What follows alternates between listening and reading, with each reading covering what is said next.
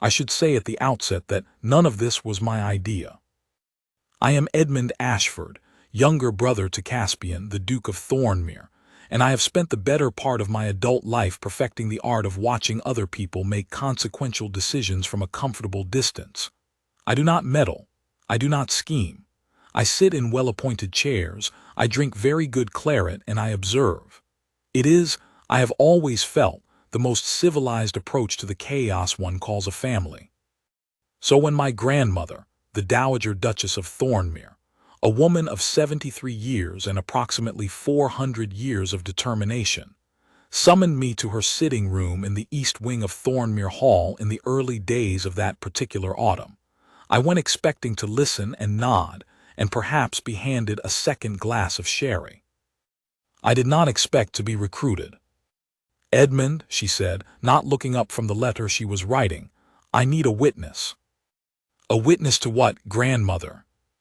She looked up then. Her eyes were very dark and very sharp and had always made me feel, even at the age of 31, like a child who had tracked mud across a clean floor. "To the saving of your brother." I sat down, I accepted the sherry. And I listened to a plan so precise, so patient, so ruthlessly well conceived, that I could only conclude one thing. My grandmother had been developing it for considerably longer than she was admitting. The plan was this. Caspian, the Duke of Thornmere, widower, 38 years old, owner of 12,000 acres, and a reputation for cold indifference that had been ripening into legend for the better part of 4 years, needed a wife. Not because society demanded it, though it did. Not because the estate required an heir, though it did. But because, my grandmother said, setting down her pen with the deliberateness of a woman laying a chess piece, he has been alone long enough. And solitude, in a man of his temperament, is not peace. It is a slow calcification. I could not argue with the diagnosis. Since the death of his first Duchess, Isabel, Caspian had become the sort of man other men spoke of in lowered voices. Not unkind, precisely. Not cruel. Simply closed. Thornmere Hall was run with perfect efficiency. Every tenant was treated fairly. Every obligation was met. And Caspian moved through all of it like a figure carved from the same gray limestone as the hall itself. Present, immovable, and producing no warmth that was not strictly required. He had been different once. I remembered this with the particular clarity that tends to attend the things one has tried not to think about too often. He had laughed more easily. He had taken absurd pleasure in the early morning, in the particular quality of light before the household was entirely awake, and he would walk out into the grounds with a cup of coffee, and stand at the top of the south slope looking at the valley for a quarter of an hour without any productive purpose whatsoever, which I had always found admirable, and which I had not seen him do in 4 years. He had been interested in things, in the estate management, yes, but also in ideas, in conversation, in the questions that do not have tidy answers. Since Isabel died, the interest had narrowed to what was necessary, and the necessity had expanded to fill everything, and there was no longer any room in him for the things that had no particular purpose except the pleasure of them. "He has refused every candidate I have presented this year," my grandmother said. "He has refused every candidate you have presented for 4 years. "Yes," she said pleasantly, "but this year I mean to succeed." She outlined the strategy with the calm authority of a general before a long-planned campaign. There would be, she said, a series of gatherings at Thornmere Hall across the autumn and winter season. Eligible women, carefully selected, not merely for birth and fortune but for character, would be invited as part of larger house parties, never singled out, never presented to Caspian as candidates, because the moment Caspian perceived a matrimonial ambush he became impenetrable.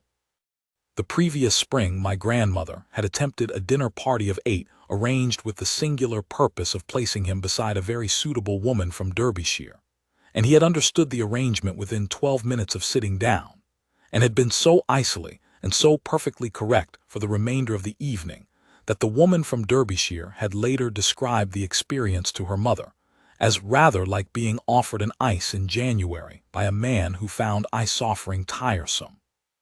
The dinner party approach was closed to her now. He must encounter the right woman in the ordinary course of days, she said, not across a dinner table arranged for inspection. He must find her in the library on a Tuesday and speak to her in the garden on a Thursday and hear her at the dinner table on a Sunday. And it must seem, to him, entirely unremarkable right up until it is not. I agreed this was clever. I said so. There is one other element, she said, and refilled my glass with the particular attentiveness of a woman who wants your full attention before she says the thing she has been saving.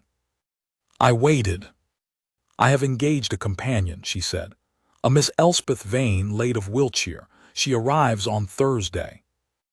I was not immediately alarmed. My grandmother kept a companion as a practical matter. She had always said that clever conversation was better than any tonic, and she required someone to argue with on rainy afternoons. What is her situation? Modest, my grandmother said. She was engaged to be married some 3 years ago. The gentleman in question transferred his attentions to a woman with a larger income 2 weeks before the wedding. Miss Vane handled the matter with such quietness and such dignity that I suspect only 6 people in her county ever knew the full extent of it, and she was not among those who spoke of it. I absorbed this, and you have engaged her as your companion. I have engaged her, my grandmother said, as the most important person who will enter Thornmere Hall this year, though she will not know it and you will not tell her. There it was. I looked at my grandmother. My grandmother looked back at me with the serenity of a woman who has already calculated every variable and found the result satisfactory. You have chosen her for him, I said. I have chosen her for him, she agreed. Though he will arrive at the conclusion himself, that is rather the point. I finished my sherry and my role in this. To watch, she said, and to tell me if I am wrong. In all honesty, I expected to tell her she was wrong within a fortnight. Miss Elspeth Vane arrived on a Thursday morning in the first cold week of October, in a hired carriage that had seen better decades, carrying 2 trunks and a wicker basket containing, I would learn, a great many books and a small quantity of dried lavender that she tucked into the lining of her traveling case on the theory that it discouraged moths. She was perhaps 28 or 29. Not fashionable.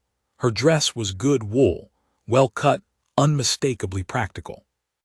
Her hair was a warm brown, neatly arranged without fuss. Her face was not what one would call striking at first glance. It was the kind of face that repaid attention, that looked better the longer you considered it, with a quality of expression that was more interesting than beauty, watchful, warm, a little amused by something only she could see. She thanked the footman who carried her trunks with the specificity of a woman who had learned that generalities of gratitude are easily forgotten, and asked his name, and used it. I noted this from the top of the main staircase, where I was leaning against the balustrade eating an apple and pretending to be occupied with nothing in particular. My grandmother received her in the blue sitting room, and I was not present for that first meeting, but I gathered from the quality of my grandmother's mood at luncheon that the conversation had gone well. Elspeth was seated at the far end of the table. Caspian was not present for luncheon. He was in the North Field with his estate manager and would not return until dinner. This, I suspected, was not a coincidence. At dinner that evening, she was seated 3 places from Caspian on his left. I was across the table and 2 seats down, close enough to observe without appearing to do so. Caspian arrived last, as he always did, in the particular manner he had cultivated over the years of his widowhood, not theatrical lateness, simply the lateness of a man who had timed his entrance to minimize the requirement for conversation before the meal began. He took his chair. He noted the room, as he always did, his gaze moving across the table with the quick efficiency of a man cataloging obligations, and it moved across Elspeth without stopping. In the same manner it moved across the salt cellar and the second footman. She did not look up at him either. She was in conversation with old Colonel Fitzwarren on her right, and the conversation appeared to be about the drainage systems of various county estates. The Colonel's great passion, a passion shared by very few people in England but apparently by Elspeth, or at least by her willingness to treat it as worth talking about, and she appeared to be genuinely engaged with it. In the way only a person who finds almost everything interesting can appear genuinely engaged with drainage systems. I filed this away. I said nothing. I ate an excellent ragout and watched my brother cut his meat with the mechanical precision of a man eating because eating is a thing one does, and I thought, this may take some time. The weeks that followed were, from a purely observational standpoint, a pleasure to inhabit. My grandmother had not exaggerated the precision of her campaign. The house parties began in earnest in late October, first a gathering of 8, then 12, then a larger party of 16 for the first week of November. The eligible women arrived at Thornmere Hall like successive delegations from a world determined to find Caspian's correct solution. Well-bred, well-mannered, impeccably presented, and so transparently not what he needed that I began to feel a private sympathy for their mothers. Lady Philippa Hartwell was first, very beautiful, very accomplished at the piano, and possessed of the particular quality of noticing what other people lacked in a voice pitched just loudly enough that one could not pretend not to hear it. She sat next to Caspian at dinner 3 times. He was courteous. He was also entirely absent from any room she entered for the 4 days following the first dinner, which required some ingenuity on his part given the size of the house party. He managed it. Miss Honoria Calloway followed, who was warm-hearted and genuinely kind, but who met every silence with a rushing tide of pleasant noise, so that Caspian's silences, of which there were many, and which were never hostile, simply the silences of a man who does not speak when he has nothing to say, produced in her a kind of low-level visible panic that expressed itself as increasingly elaborate observations about the weather. By the second day she had exhausted every possible meteorological topic and had begun inventing weather events that had occurred in the previous spring, and Caspian, who had been present for the spring, sat opposite her with an expression of such careful blankness that I had to look at my plate for some time. Miss Cecily Farrow, who arrived for the first fortnight of November, had been instructed by someone, presumably her mother, who had escorted her, and who sat at the other end of the table watching the proceedings with the focused attention of a chess player 3 moves from checkmate, to ask Caspian questions about the management of his estate. This was not, in principle, a bad strategy. Caspian was interested in the management of his estate. The problem was that Miss Farrow asked the questions with the wide-eyed attentiveness of someone performing, being interested, rather than simply being interested, and the distinction was one Caspian registered with the unerring precision of a man who has spent 4 years surrounded by people performing warmth and interest and assistance rather than feeling these things. He answered her questions fully and correctly, and without any encouragement to ask further ones, and by the end of the first week, Miss Farrow's mother had the look of a woman revising her estimates. Caspian was polite to all of them. He was also increasingly absent. He found reasons to be in the North Field, in the library, in the study with his steward.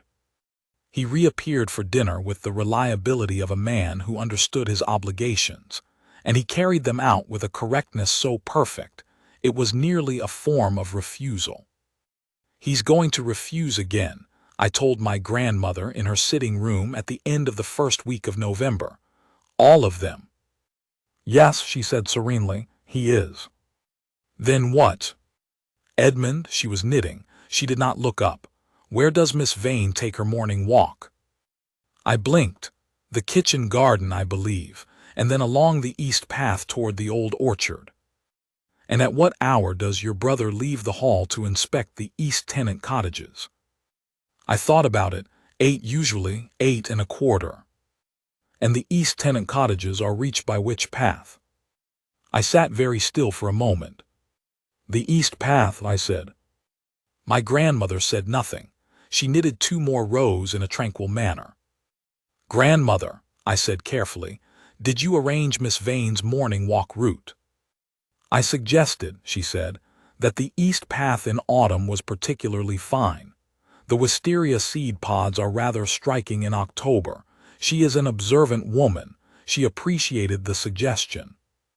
I considered the implications of this for a long moment. Has he spoken to her, on the path? 3 times, I believe. The first occasion he nodded and kept walking. The second he said good morning and she said good morning, and they both continued without slowing. The third time, she paused, and her knitting needles stilled for just a moment, which with my grandmother was the equivalent of anyone else drawing a sharp breath.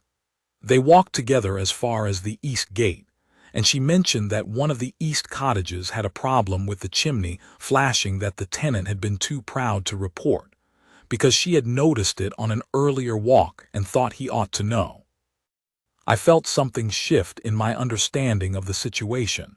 She reported a maintenance problem. She did, specifically and accurately. She knew the tenant's name and which cottage and which chimney, and she mentioned it in the tone of a person conveying useful information rather than the tone of a person making conversation. Without making anything of it.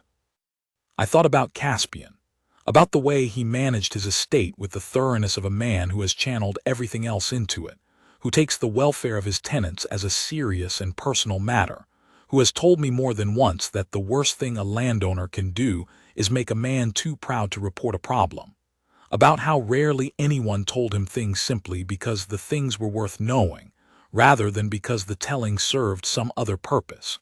And what did he say? He thanked her. He inspected the cottage that afternoon. The flashing was repaired by the following morning. My grandmother resumed knitting. He said good morning to her the next day with more attentiveness than he has shown any living person in this household in the past 4 years, excepting perhaps his horse. And the morning after that, he was at the east gate at 8:15, which he has not been on a Thursday before. I absorbed all of this in silence. "You are not wrong," I said, which was the closest I had come in many years to admitting that anyone other than myself was right. She smiled very faintly and said nothing at all. I began to watch more carefully. What I noticed, and this is the thing that I have turned over many times since, because it seems to me the most interesting part of what my grandmother had understood before anyone else, was that Elspeth did not pursue Caspian. She did not arrange herself to be noticed. She did not attempt to draw him into conversation, did not linger near rooms he was likely to enter, did not perform any of the small purposeful maneuvers that the house party candidates performed without quite knowing they were doing so. She simply existed, with the particular self-sufficiency of a person who has learned to find the world companionable even when other people are not attending to her. She was to be found, on any given afternoon in the library.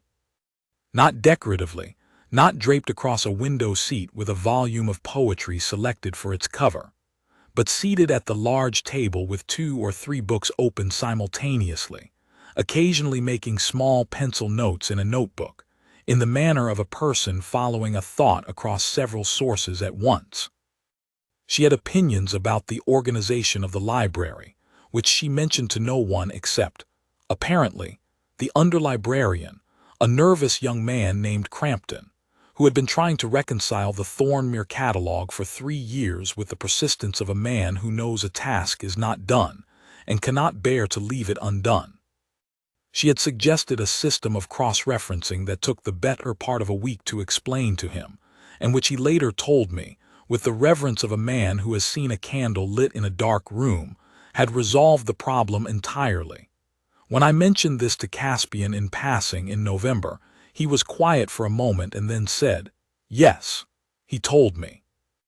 And I thought from the particular quality of his quiet that the information had arrived in a place that already contained several other pieces of a picture he was assembling, piece by piece, without admitting to himself that he was doing it. She was to be found, on wet evenings in the music room, playing not for an audience but for herself, which is an entirely different thing and sounds like it. The pieces she chose were not showy. They were the pieces one plays when there is no one listening, when the music is simply what the evening needs. A Scarlatti sonata, methodical and bright. A slower piece I did not recognize, in a minor key, that lasted perhaps 12 minutes and contained within it the full emotional range of a landscape scene through rain. I paused in the corridor once to listen, and found I had been standing there for rather longer than I intended. She did not perform for effect. She played for the pleasure of the thing, and the pleasure was entirely audible. She was to be found, on the 3 Sundays I observed, speaking with the estate's older tenants after the Sunday service, not as a duty, but with the unforced curiosity of someone to whom other people's lives are genuinely more interesting than performing the role of a person who finds other people's lives interesting. Old Mrs. Hatcher from the South Farm told her something that made her laugh, a real laugh, not a managed one, sudden and brief, and then quickly contained, as if she had surprised herself with it, as if laughter were a reflex she had not entirely relied upon for some time but which still remembered how to work. I noticed the laughter. I noticed when it happened and when it did not. And I noticed, though I could not have said precisely when I first noticed it, that Caspian noticed too. Not conspicuously.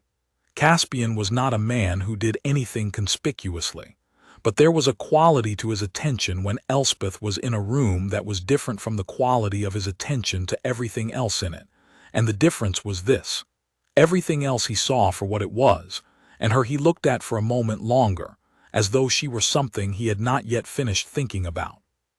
I first became certain of it on the 2nd Sunday of November, when Elspeth was at the far end of the dining room at the sideboard, serving herself from the breakfast dishes with the unhurried manner of a woman who is comfortable in this house, and Caspian was in conversation with a guest near the window, and in the middle of a sentence, which I could hear from my position near the fireplace.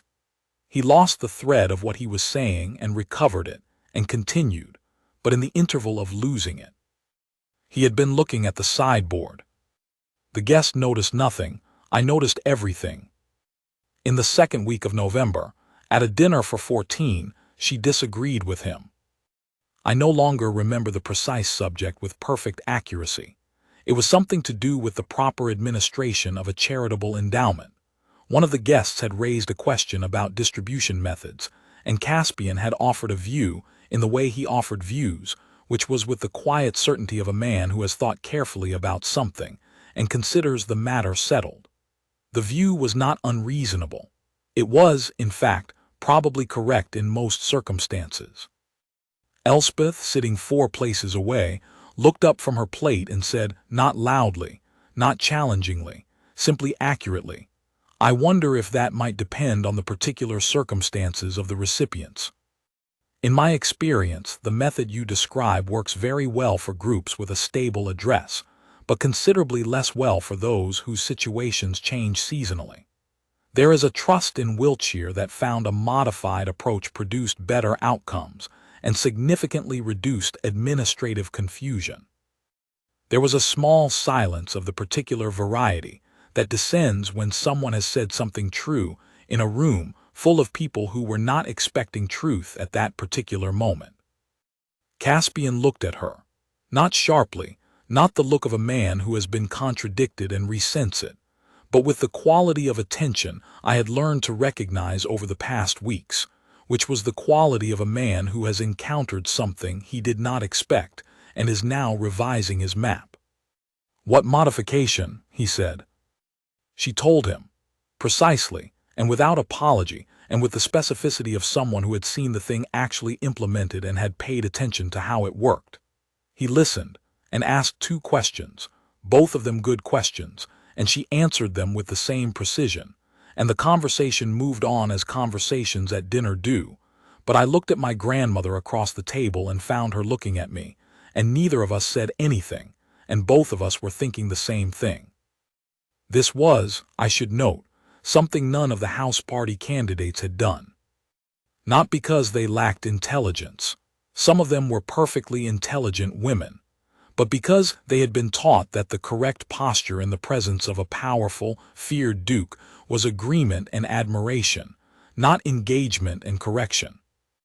Caspian had spent 4 years in a world where everyone agreed with him, where every opinion he offered landed in a room that had silently agreed to receive it, and the slight, steady friction of someone who simply said what she thought had the effect of a window opened in a room where the air has grown very still.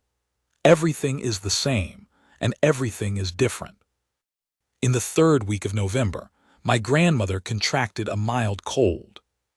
Not serious, she was very well within 4 days, but it confined her to her rooms, and Elspeth managed the household in her absence with a calm efficiency that I would not have predicted 3 weeks earlier, but that I now understood to be entirely in character. She spoke with the housekeeper every morning. She ensured the house parties did not falter. She fielded the practical questions that arose: a guest's carriage requiring attention, a confusion about the evening's entertainment, a problem with the drains in the East Passage that required discretion, and a plumber, with the particular texture of a woman who has decided that a thing needs doing and is therefore doing it, without theater and without complaint. She did all of this and also read 3 books and corrected a set of accounts Crampton had left on the library table and was, by any measure, entirely indispensable in a way that no one had told her to be and she had not attempted to become. On the 2nd evening of my grandmother's confinement, she also, apparently, sat up rather late with Caspian in the library. I say apparently because I was not there. What I know is this. I came downstairs at 11 o'clock for reasons that had to do with the novel I was reading and the inadequacy of the light in my room, and I passed the library door, which was ajar, and heard voices, Caspian's low and deliberate, hers quieter, and then a silence that was not the silence of 2 people who have nothing to say to each other, but the silence of 2 people who have a great deal to say and are taking their time with it, as though neither is certain yet how much of what they are thinking should be spoken aloud. I heard her say something about property law, the particular provisions affecting entailed estates, which was a subject on which Caspian had recently received some not entirely satisfactory counsel, and on which, apparently, she had views. I heard him ask a question. I heard her answer it, and the answer was detailed and knowledgeable in a way that surprised him, if the brief pause before his response was any indication. I did not stop. I am not entirely without dignity, but I did walk very slowly past that door, and I thought, as I continued up the stairs with my candle, that my grandmother, confined to her bed with a cold, would have given a great deal to know what I knew at that moment. In the morning, I went to her rooms and told her. She said yes. Just that, with her eyes closed and her hands folded on the counterpane, and the particular stillness of a woman who is very pleased and does not intend to make a fuss about it. I went away and found myself unreasonably cheerful for most of the day. I took a walk along the East Path, which I had not done before, and found it was indeed particularly fine in the late autumn, with the seed pods on the wisteria canes catching the low morning light in a way that was almost worth the cold. December arrived at Thornmere with the particular crispness of its winters, which is to say with a kind of cold that is not aggressive but simply permanent, as though it has made certain long-term arrangements with the landscape and sees no reason to renegotiate them. The grounds went gray and silver. The kitchen garden was put to sleep. The elm avenue lost its last leaves in a single overnight wind and stood in its rows like a colonnade of pale bone. Inside, the hall was warm with fires in every grate and the particular atmosphere of a great country house settling into its winter self. Quieter, closer, more candle-lit. The last and largest of the house parties was arranged for the 2nd week of December. 16 guests, 3 days.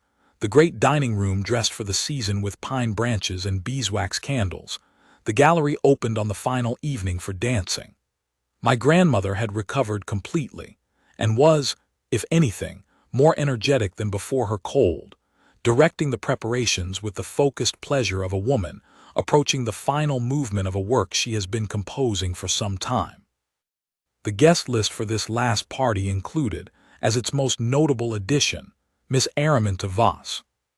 Miss Voss was 24 years old, the daughter of an earl, possessed of a beauty so constructed and so brilliantly maintained that it produced in one the slight unease of something that appears entirely natural but is clearly not entirely natural. She had, in addition, a social intelligence of the first order. She understood rooms. She understood how people placed themselves within them. She understood what was expected of her, and exceeded it by precisely the correct margin. Whether this was a quality of character or a very sophisticated performance I was, after 3 evenings, still unable to determine. She was charming. She was amusing. She was exactly the kind of woman the world expected Caspian to eventually, inevitably marry.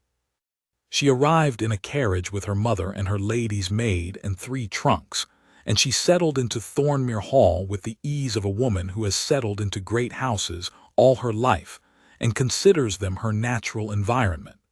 She examined the hall with the particular eye of a woman assessing a future, and what she saw appeared to satisfy her. My grandmother, sitting beside me at the dinner of the first evening, watched Miss Voss make her way through the room with serene assurance.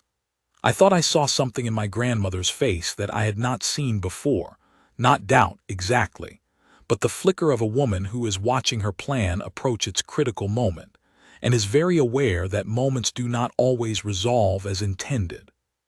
"She is formidable," I said quietly. "She is," my grandmother agreed. "She is also not right. Caspian may not agree with you." "Caspian," she said, "has been watching Miss Vane read in the library for 6 weeks. She sipped her wine. He will agree with me." I looked down the table for Elspeth. She was at the far end, in conversation with a young baronet who had attended every one of the autumn house parties, and who, I had noticed with some interest, made a point of positioning himself near her whenever the seating permitted. He was a pleasant enough man, good-humored, straightforward, with a comfortable estate in Berkshire and no apparent interest in performing for anyone. He looked at Elspeth across the table with the simple directness of a man who has decided he finds someone very good company, and has not yet decided whether that is the entirety of what he finds. I noted this. I also noted from across the table that Caspian had noted it too. The baronet, his name was Sir Charles Pemberry, had contrived to be seated beside Elspeth at the dinner table on the second evening, and they were in conversation throughout the meal with the ease of 2 people who have run out of formalities and moved into genuine exchange. Elspeth was laughing at intervals, that real laugh, brief and warm and quickly contained, and Pemberry was clearly making her laugh deliberately, with the pleased air of a man who has discovered that he can do a thing well and intends to keep doing it.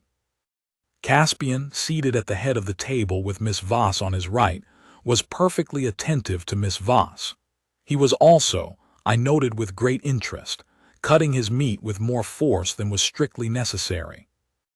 "Edmund," my grandmother said to me, under the cover of a burst of general conversation, "is your brother looking at the far end of the table?" "No," I said. "He is looking at his plate." And before he looked at his plate, he was looking at the far end of the table.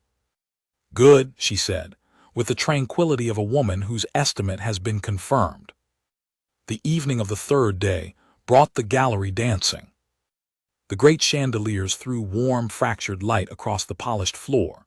The musicians at the far end played with the professionalism of men who understand that they are providing the occasion for something more interesting than music, and the 16 guests arranged themselves in the patterns that house parties produce.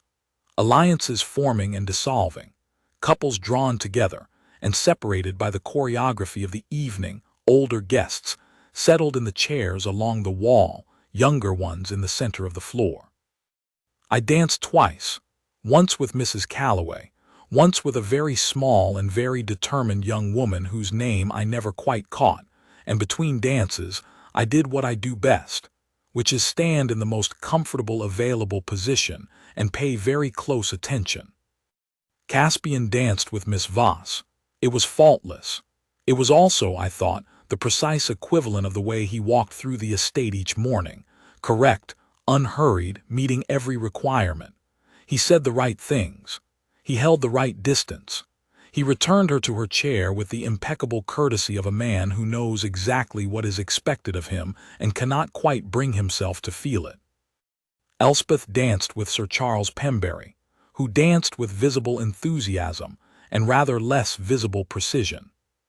She made allowances for the latter with good grace. She was laughing again at something he said during a turn. She was, I thought, genuinely enjoying herself, and the genuineness of it was striking in a room where quite a lot of people were performing enjoyment. Caspian did not dance again after Miss Voss. He stood near the far window with two other guests and held a conversation that appeared substantive from a distance, and he did not look at the dancing, and he looked at the dancing. He was not, I thought, aware of how often he looked at it, or at the particular figure in the pale blue dress in the middle of it. It was at 9:30 that Elspeth slipped away. I noticed because I was paying attention. Not conspicuously, she was simply there and then not there, the way quiet people disappear from a room without creating a vacancy, as though they were always at the periphery of the room's attention, and the room adjusts without noticing it has done so. She had been near the door to the east passage, and the east passage led to the smaller drawing room and through that to the side garden. I saw the door open and close, and she was gone. I did not follow. But 10 minutes later, I was watching when Caspian, in the middle of a perfectly civil conversation, by all appearances, said something brief to his companion, handed off his empty glass to a passing footman, and walked with complete apparent purposefulness in the direction of the east passage. Now, I have known my brother for 31 years.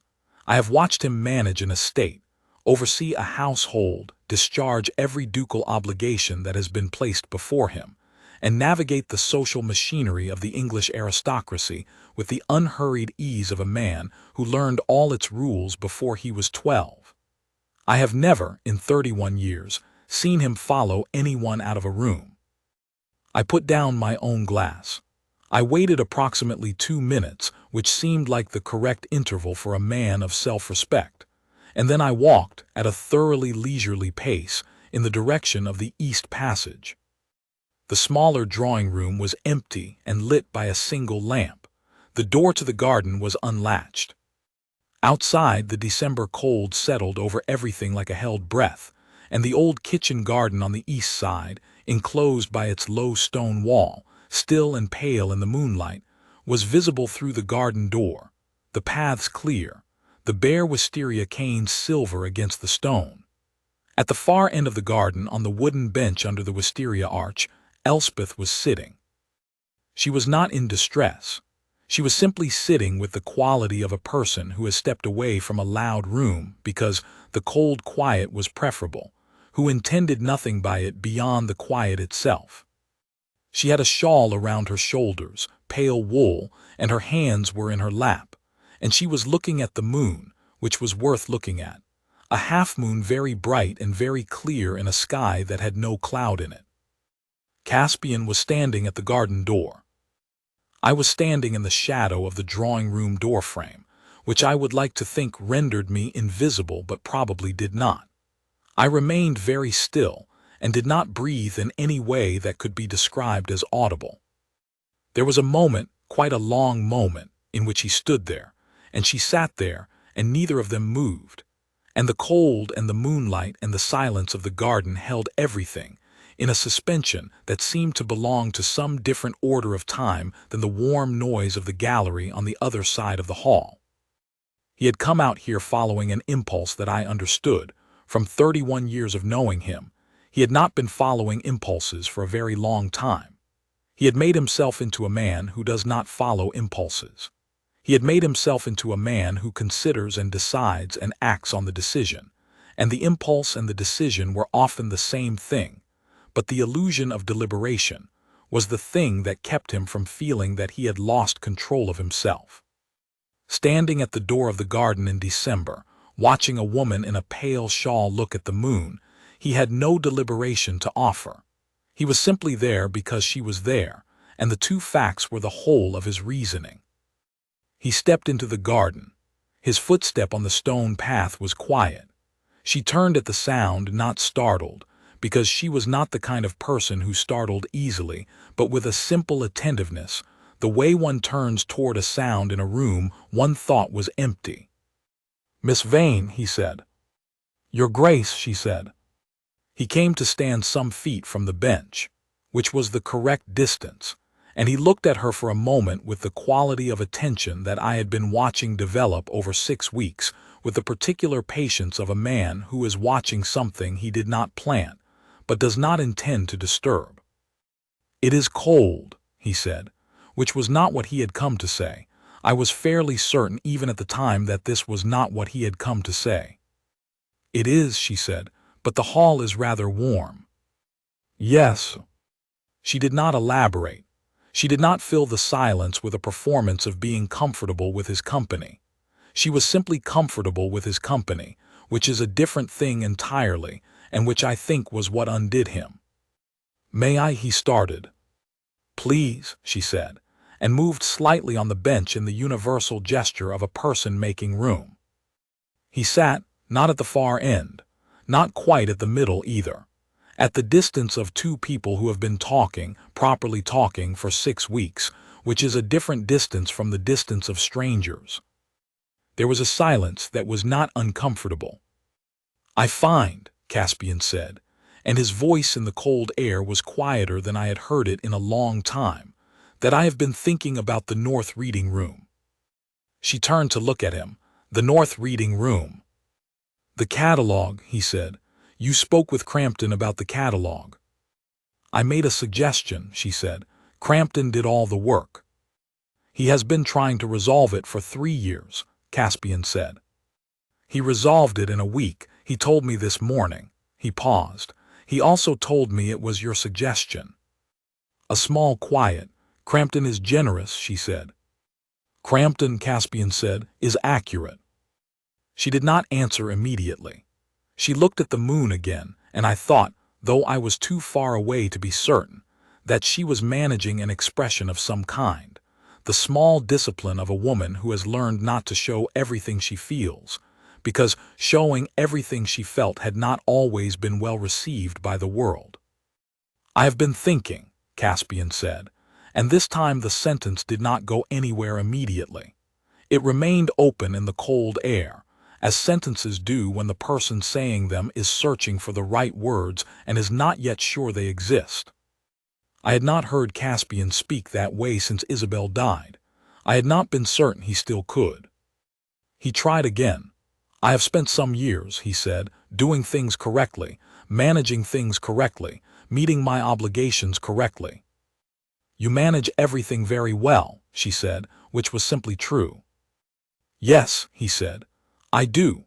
I have become—" He paused, and I could hear in that pause the difficulty a man has when he has been careful and controlled for a very long time and finds himself trying to say something that requires him to be neither of those things.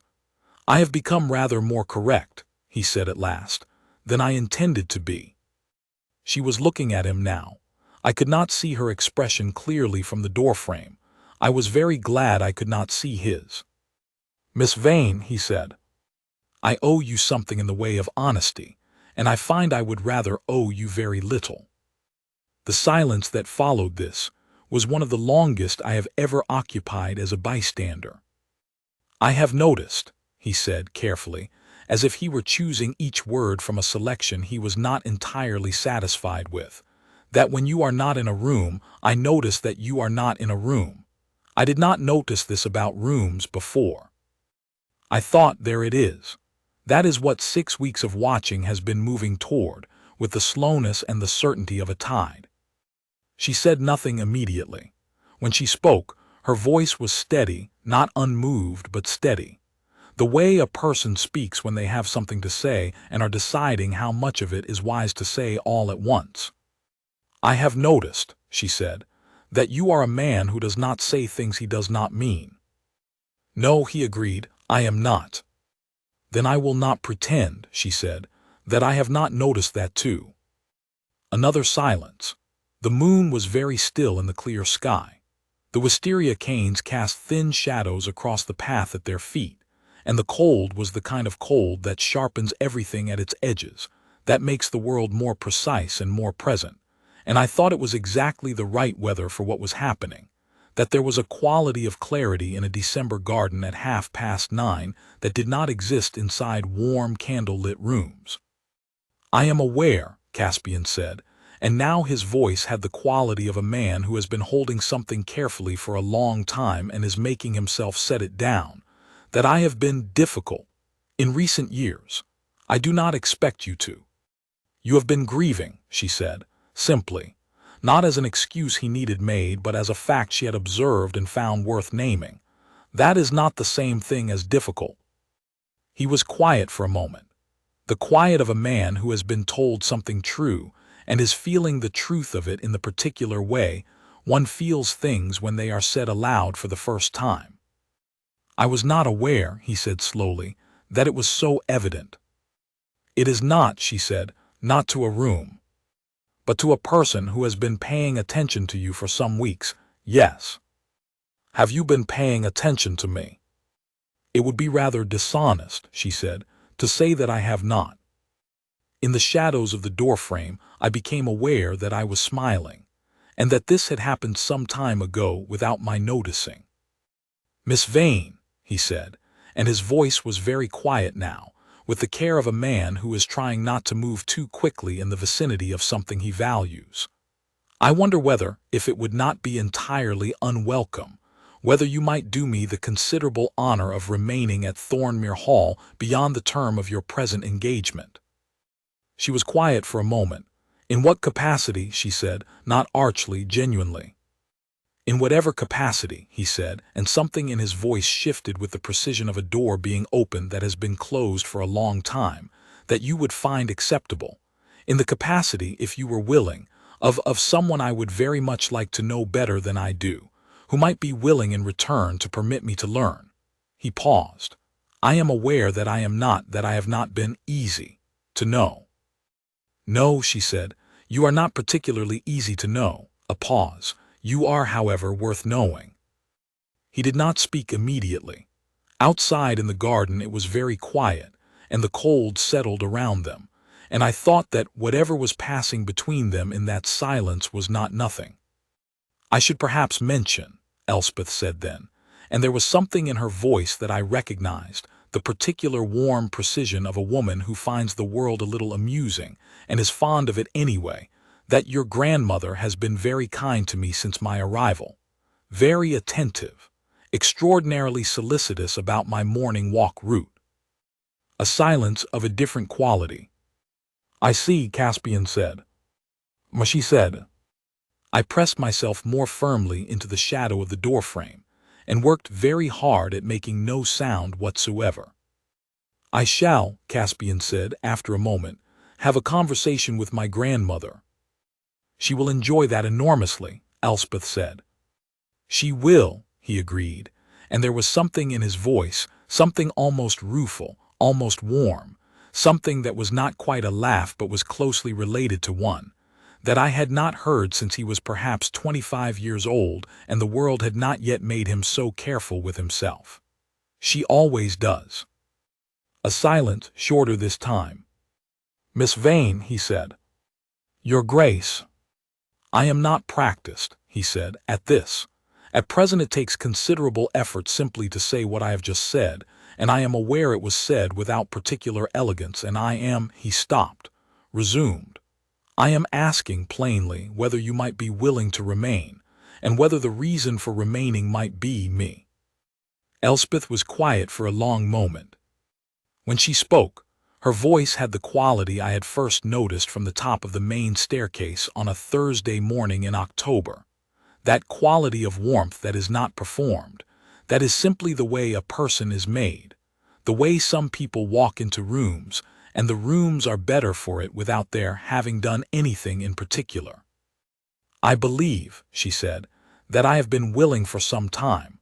I was simply waiting to see whether you were going to notice." I exhaled. Caspian said something very quietly that I could not hear from the doorway. I did not need to hear it. The silence that followed belonged to the two of them entirely, and I stepped back from the doorframe and returned through the drawing room to the east passage, and then to the gallery, where the dancing was continuing with no awareness that anything of significance had occurred on the other side of the wall. My grandmother was seated near the fire at the far end of the gallery, speaking with an elderly neighbor, and she looked up as I approached, and something in my face, apparently, told her everything. She smiled, not triumphantly, not smugly, but with the particular warmth of a woman whose long patience has resolved into exactly what she had been working toward, who feels the satisfaction not of winning, but of having been right about something that mattered. "Well," she said. "You were not wrong," I said. She patted my hand. "I rarely am," she said, and returned to her conversation, which was what a woman who has won does when she has decided not to make a performance of it.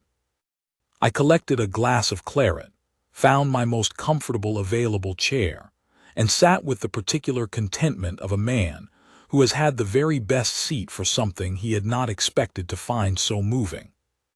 Miss Araminta Voss departed the following morning, and if she suspected that Thornmere had resolved itself in a direction she had not anticipated, she gave no sign of it.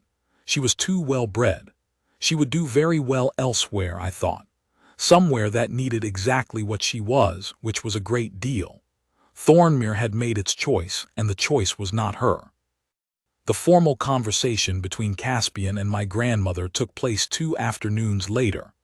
I was not present for it, but I heard it described, over several subsequent evenings, by my grandmother with an air of quiet glee that she maintained for the rest of the winter. Caspian had sat across from her in the blue sitting room, and had looked at her with the particular expression of a man who has been outmaneuvered by an expert, and has decided to acknowledge this with dignity, and had said, "You arranged this." And my grandmother had said, "I arranged very little. I placed someone worth knowing in the way of someone worth knowing. What you did with it is entirely your own affair." And Caspian had been quiet for a moment and had said, in a voice my grandmother described as being very like the voice he'd had before Isabel died, "She noticed I was grieving." "Yes," my grandmother said, "she notices things." "She did not make it a project," he said. "She did not attempt to fix it.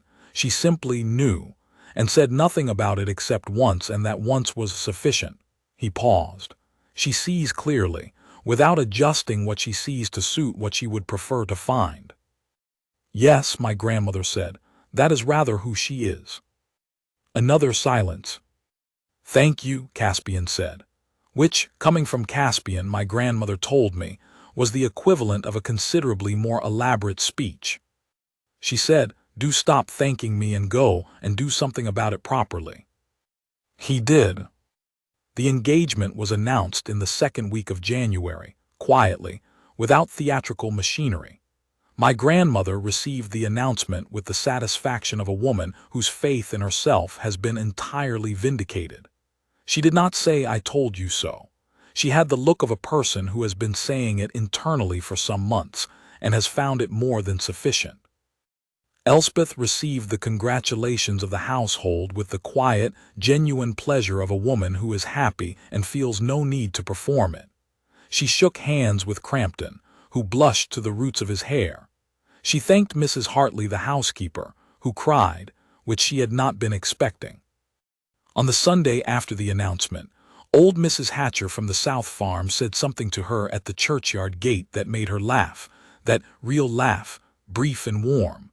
There, and then gone, and it echoed off the old stone wall into the cold January air like the most natural thing in the world.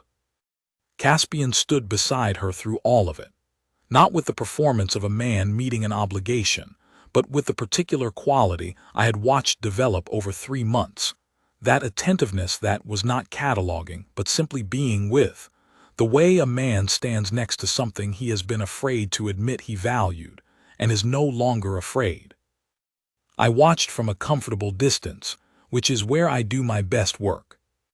The wedding was a small one, by the standards of families with 12,000 acres. The hall was dressed simply, pine and candlelight, and the cold white light of a February afternoon through the tall windows of the chapel. Elspeth wore a gown of deep ivory silk, modest and well-made, and she walked without the particular brightness of a woman who has planned her wedding since childhood, but with the steadiness of a woman who has decided, clearly and with full knowledge of what she is choosing, that she wants this life, that this particular morning in February is the beginning of the thing she is choosing it for. Caspian stood at the chapel door and watched her come down the aisle, and the expression on his face was not the expression of a man meeting an obligation. I have thought many times about how to describe it, and the closest I can come is this. It was the expression of a man who had been in a closed room for a very long time, and someone had come in quietly and opened the shutters, and the light was exactly what he had forgotten light was like, and he was looking at it. My grandmother, 2 rows ahead of me, was very still. I reached forward and took her hand, which is not the sort of thing I typically do, and she held it without looking back, with the grip of a woman who has won something she cared about more than she had let on to anyone, including, I suspected, herself. After the ceremony, when the small gathering had moved to the drawing room for the wedding breakfast, Caspian and Elspeth stood together by the tall window with the particular closeness of 2 people who have settled something between them and find the settling remarkably comfortable. She said something. He listened, and then said something in return, and she turned to look at him with an expression that was not adoration. It was better than adoration. It was regard, the deep, undramatic regard of a person who sees another person clearly and finds what they see genuinely worth seeing, which is rarer and more durable than adoration, and which, when it is mutual, is what actually sustains a life across the long, ordinary middle of it. My grandmother came to stand beside me. "Well," I said. "Yes," she said. We looked at them together for a moment. The light from the window was very clear, very pale and winter-clean, and it fell on them both without ceremony. "Was there ever any doubt," I asked, "that she was right for him? Was there a moment truly when you thought you might have been wrong?" She was quiet for a moment. When she answered, her voice had a quality that was not the voice she used in the drawing room or in the blue sitting room when she was managing things, but something quieter and more personal, the voice of a woman who has thought about something carefully and has not told anyone what she thought. "There was a moment in November," she said, "when I looked at her at the far end of the dinner table and I thought, she does not know she is being watched. She does not know she is the thing I am most carefully tending in this whole house. She has simply come here to do her work and be useful and be herself. And I thought if she knew, would she mind? Would she feel arranged? And then I thought she will know eventually, and I will ask her, and if she minds I will apologize and mean it." A pause. "She does not mind." "No," I said, "I don't believe she does." "She told me," my grandmother said, with the quiet pleasure of a woman sharing something she has saved for the right moment, that she had begun to understand, around the 3rd week of October, that the morning walk route had been suggested with some purpose. She said she thought about leaving. I looked at her sharply. And she said she thought about it for approximately 1 afternoon, and then she decided that the east path in autumn was genuinely fine, and that if someone had arranged for her to discover it, that was not the worst thing that had ever been done on her behalf. My grandmother's voice was warm and quiet and very satisfied. She said that she had been dismissed and overlooked and traded away by people who claimed to have her interests at heart, and it was not such a terrible thing to be maneuvered, just once, by someone who simply wanted her to be happy. I thought about this for a long moment. "She is quite extraordinary," I said. "Yes," my grandmother said. "I know. I have known since September when I read her first letter. Some people you can tell from a letter. The clarity of the thinking, the specificity of the detail, the quality of the wit which is the surest measure. Wit that costs something is very different from wit that is performed. She looked at Elspeth across the room. She had been hurt, and she had not allowed the hurt to make her smaller. That is the rarest thing. Across the room, Caspian took Elspeth's hand. Not grandly, not in the manner of a man making a demonstration, but with the simplicity of a man reaching for something that is his, because it is there, and because the reaching is the easiest thing he has done in years. She turned her hand and held his, and they stood in the pale February light with the quiet ease of two people who have stopped being careful around each other, who have found that the stopping is not dangerous, but is, in fact, the thing they had been waiting to do. I have thought about it often in the years since, about the particular patience of the whole affair, the morning walks and the library catalogue and the drainage systems, and the chimney flashing and the long evenings of a house party season, and the way love, when it is not performed but simply allowed, sometimes looks entirely unremarkable right up until the moment it is the most obvious thing in the room.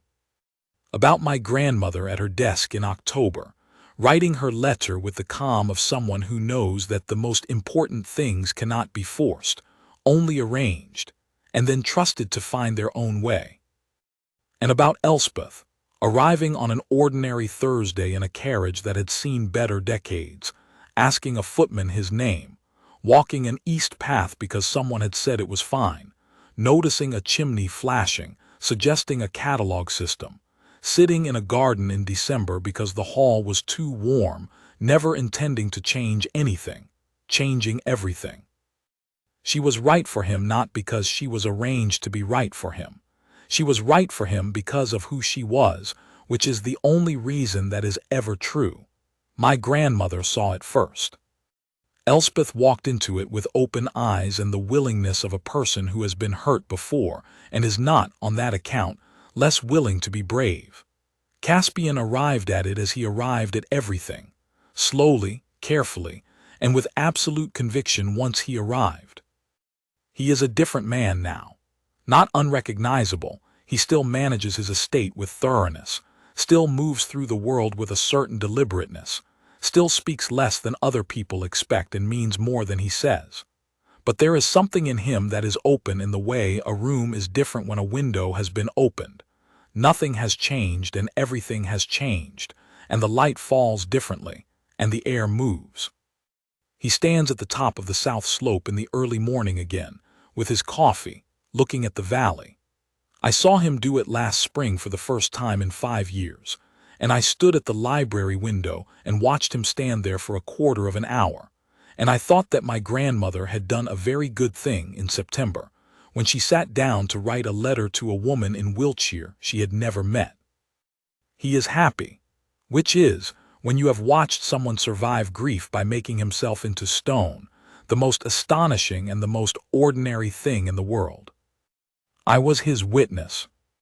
My grandmother's witness first, and then his, and then hers, sitting in my comfortable chair at the comfortable distance that is my particular gift, watching the whole unlikely, deliberate, patient, perfect arrangement resolve itself into a love so solid, and so plain that it needed no ornament at all.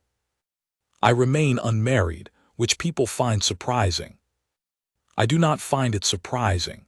I have seen now what the thing looks like when it is real, when it is not performed, not managed, not arranged toward any end except itself. I am in no particular hurry to settle for anything that is not that.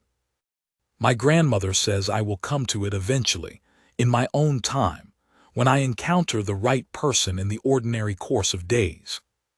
She is, of course, almost certainly right. She usually is.